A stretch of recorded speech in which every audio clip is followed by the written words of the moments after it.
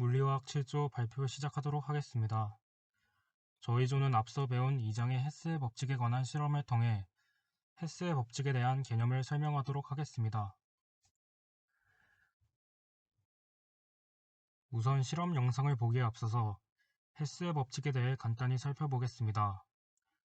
헤스의 법칙의 정의는 한 반응을 일련의 여러 성분 반응으로 분해시켰을 때 이들 성분 반응들의 표준 반응 엔탈피들을 합하면 그 전체 반응의 표준 반응 엔탈피가 됩니다.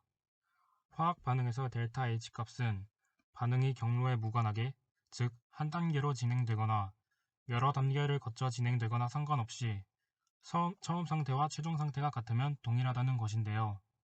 이러한 이유는 바로 엔탈피는 상태 함수이기 때문입니다. 상태 함수는 물리화학 강의 시간에 많이 들으셔서 아시겠지만 간단하게 짚고 넘어가자면 상태 함수는 개의 처음과 나중 상태에만 의존하는 함수입니다. 즉, 과정이 어떻게 되던 처음의 상태와 마지막 상태가 같다면 상태 함수 또한 같습니다. 저희가 이 3장에서 배운 내부 에너지, 엔탈피, 엔트로피, 자유에너지를 예로 들 수 있습니다. 다음으로 헤스의 법칙이 어떤 식으로 응용되는지에 대해 알아보겠습니다.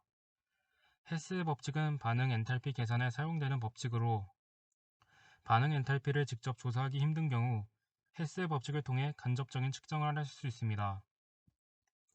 탄소의 불완전 연소 반응을 예로 들면 탄소의 불완전 연소 반응은 탄소가 이산화탄소로 산화되지 못하고 일산화탄소로 반응이 멈춰버립니다.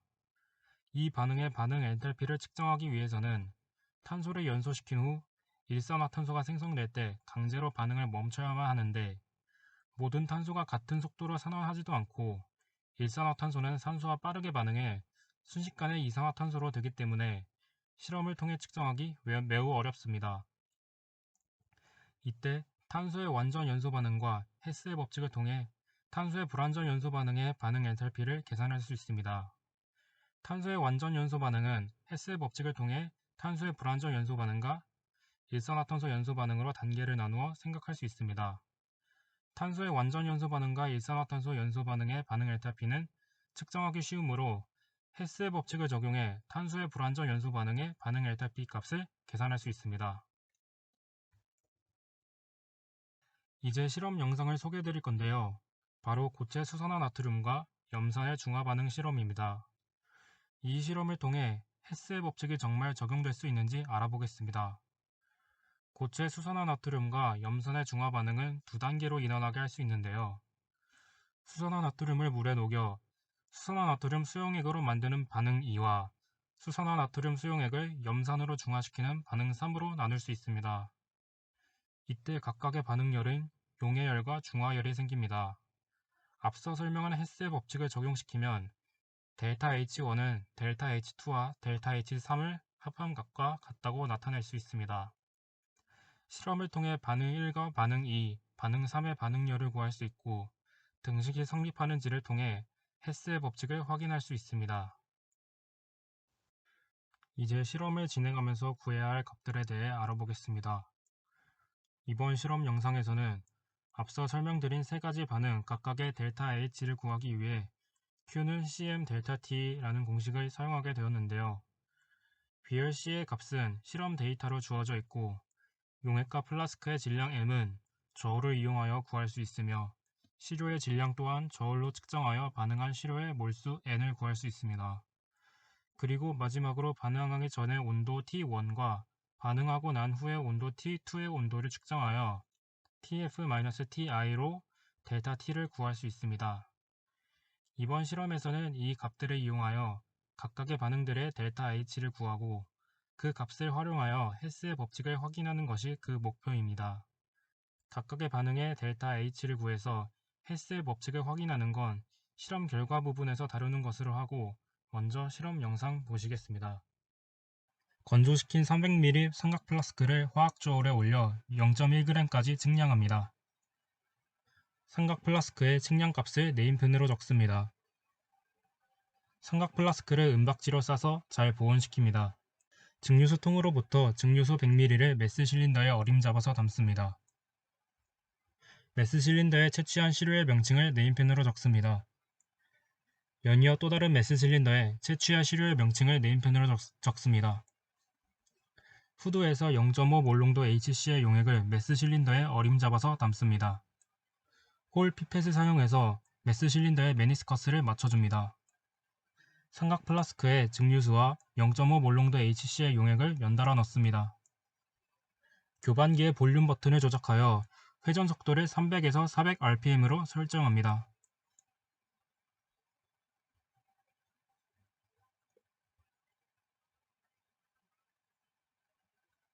스탠드 바닥에 삼각 플라스크를 놓고 뷰렛 클램프를 이용하여 온도계를 스탠드에 고정시킵니다.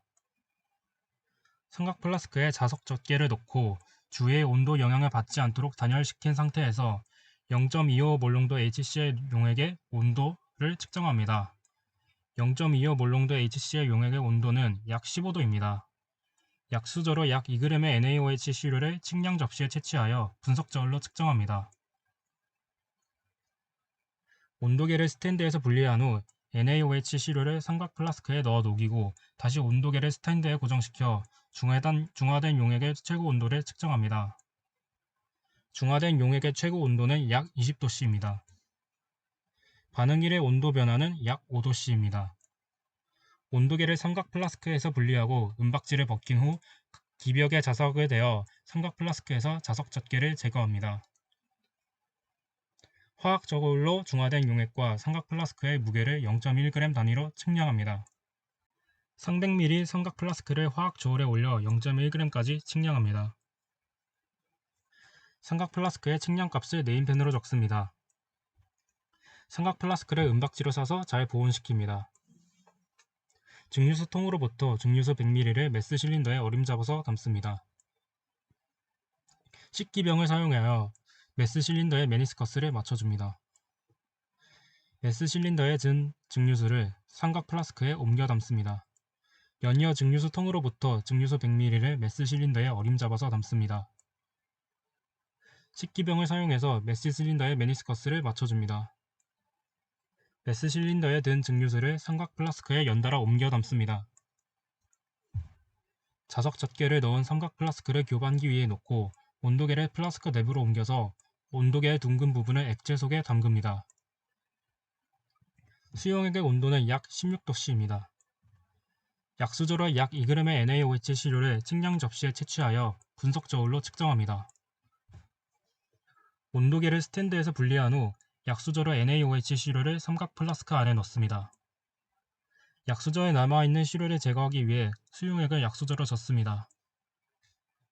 다시 온도계를 스탠드에 고정시켜서 NaOH 시료가 용해된 수용액의 최고 온도를 측정합니다.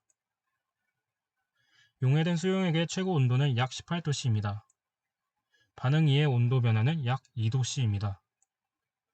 온도계를 삼각 플라스크에서 분리하고 은박지를 벗긴 후 기벽에 자석을 대어 삼각 플라스크에서 자석 젖개를 제거합니다. 화학 저울로 용해된 수용액과 삼각 플라스크의 무게를 0.1g 단위로 측량합니다. 300ml 삼각 플라스크를 화학 저울에 올려 0.1g까지 측량합니다. 삼각 플라스크의 측량값을 네임펜으로 적습니다. 삼각 플라스크를 은박지로 싸서 잘 보온시킵니다. 후드에서 0.5 몰롱도 HCl 용액을 메스 실린더에 어림잡아서 담습니다. 스포이드로 HCl 용액을 조금 덜어내어 메니스커스를 맞춰줍니다. 메스 실린더에 든 0.5 몰롱도 HCl 용액을 삼각 플라스크에 옮겨 담습니다. 이전 과정에서 사용한 온도계를 와이퍼로 닦습니다. 자석 젖개를 넣은 삼각 플라스크를 교반기 위에 놓고 온도계를 플라스크 내부로 옮겨서 0.5 몰롱도 HCl 용액의 온도를 측정합니다. 0.5 몰롱도 HCl 용액의 온도는 약 17도씨입니다. 증류수통과 식기병을 사용하여 증류수 100ml를 메스 실린더에 넣어 메니스커스를 맞춰줍니다. 약수저로 약 2g의 NaOH 시료를 측량 접시에 채취하여 분석 저울로 측정합니다. 메스 실린더에 든 증류수를 비커에 담고 약수저로 채취한 NaOH 시료를 넣습니다. 약수저로 휘저어 NaOH 시료와 증류수를 잘 섞습니다. 0.5 몰롱도 NaOH 용액의 온도는 약 19도씨입니다. 0.5 몰롱도 HCl의 용액의 온도와 0.5 몰롱도 NaOH 용액의 온도가 거의 같아지는 온도를 측정하기 위해서 두 용액에서 각각 측정했던 온도의 평균을 기록합니다. 온도계를 스탠드에서 분리한 후 0.5 몰롱도 NaOH 용액을 삼각 플라스크에 넣고 중화된 용액의 최고 온도를 기록합니다. 중화된 용액의 최고 온도는 약 21도씨입니다. 반응 3의 온도 변화는 약 3도씨입니다. 온도계를 삼각 플라스크에서 분리하고 은박지를 벗깁니다. 삼각 플라스크 기벽에 자석을 대어 삼각 플라스크에서 자석 젖개를 제거합니다. 화학 저울로 용해된 수용액과 삼각 플라스크의 무게를 0.1g 단위로 측량합니다. 첫 번째 반응입니다.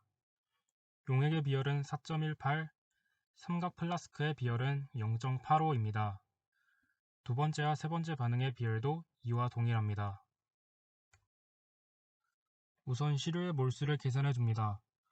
반응 1을 시료 NaOH 2.013g을 사용했으므로 NaOH의 몰 질량을 나눠주어 N은 0.0503몰, 중화된 용액의 무게는 전체 무게에서 삼각 플라스크의 무게를 빼준 201.6g입니다.